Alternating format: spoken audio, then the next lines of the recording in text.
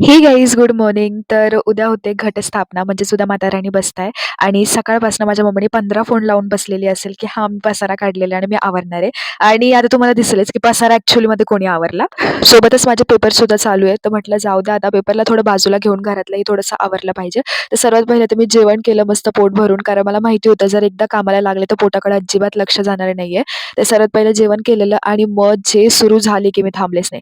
सर्वात प्रथम तर हा किचनवरचा जो पसारा होता ना, तो मी आधी आवरला. माझ्या मम्मीला ना म्हणजे नेहमी अशी सवय, पसारा काढून मोकळी होऊन जाते. त्याच्यानंतर कंटाळा, हे कर, ते कर, हे कर, ते कर असं चालू असतं. पण माझं कसं असतं ना, की जर पसारा पण काढायचा असला ना, तर 2 भांडे काढा, धुवून व्यवस्थित ठेवून परत दुसरे भांडे काढा. पण तिला ही पद्धत अजिबात आवडत नाही. तिला असं वाटतं, की सगळं पसारा एकदा काढा आणि मग त्याला बघत बसा 2-3 घंटे आणि मग हळू आवरून ते ठेवा.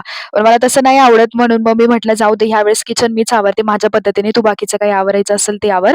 तर मग मी पहिलं तर जे काही वरचे कामं होते, जे रेग्युलर कामं असतात ते केले. पहिलं तर भांडे वगैरे किचन वाटा अख्खा धुतला, साफ केला. त्यानंतर कपडे वगैरे धुतले आणि हां, सॉरी किचन वाटा मी नंतर ठेवलेला धुवायला, कारण भांड्यांचा तिथे फेस वगैरे उडणार होता. तर मग मी ते झाल्यानंतर कपडे वगैरे वॉश केले. त्याच्यानंतर मग थोडासा ब्रेक घेतलेला. तुम्ही बघूच शकतात भाई मला मला म्हणजे मागच्या दिवसापासूनच मला थोडं सर्दीसारखं वाटत होतं.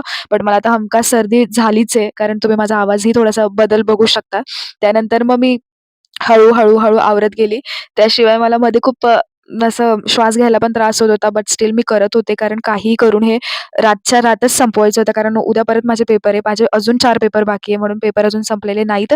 तर मला तेही अटेम्प्ट करायचे आहे. तर म्हटलं रात्रीपर्यंत हे काही कोणत्याही हालतमध्ये आवरलं पाहिजेलच. आणि मी म्हटलं आवरायला, मी घेतलेले आवरायला, तर ते नक्कीच रात्रीपर्यंत होणार. म्हणजे झालेलं पूर्ण. नंतर रात्री मग मी खिचडी टाकलेली स्वयंपाक, कारण सकाळी पोळी खाल्लेली आणि अजिबात इच्छा नव्हती होत. त्यानंतर रात्रीचं जेवण वगैरे करून मी लगेच अभ्यासाला बसले, कारण उद्याचा प्रेशर होता डोक्यावर.